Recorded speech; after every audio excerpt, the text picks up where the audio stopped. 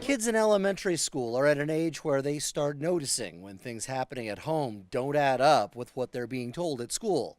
If you're a smoker, you should know your kids are asking questions somewhere, even if they aren't asking you.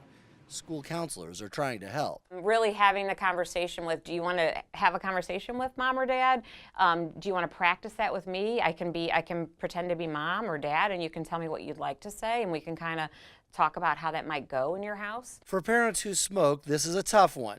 Adults know how hard it is to quit smoking. Kids just know they're told it's bad. Yeah, I would say maybe not smoke around your kids or smoke in a place that's not in a closed area that they feel kind of stressed about it, because a lot of our kids feel like it stresses them out, but that's their parent who, it's their house and they don't know how to have that conversation.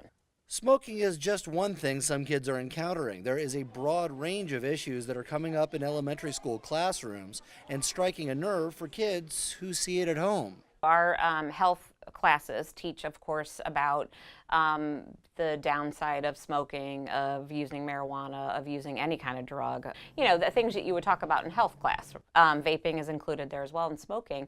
And I had a few kids that had a hard time staying in the room because they have parents that use different things, and they wanted to come out of the room because it was too much. Because they were seeing, like, somebody I love is doing this, and it's not good for them. And I didn't realize how bad it was for them.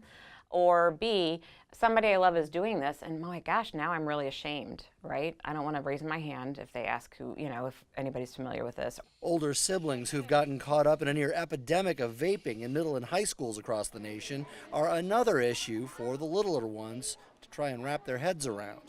And I have kids who have older siblings who have tried vaping, and that's, they've seen pictures or they saw them do it, and it scares them enough to want to have a conversation of, what should I do? How should I approach this at my house?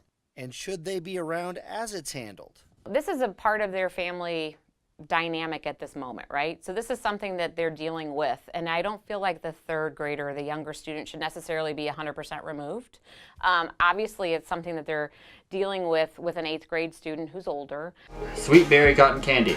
Vaping, the problem with it is all of the flavors, right? They smell like, I don't know, like they're blueberry and raspberry and cherry, and they're very much, you could walk by it and a kid would be like, oh, it smells so good. So kind of talking about it might smell good, but it's so terrible for your body, and this is why.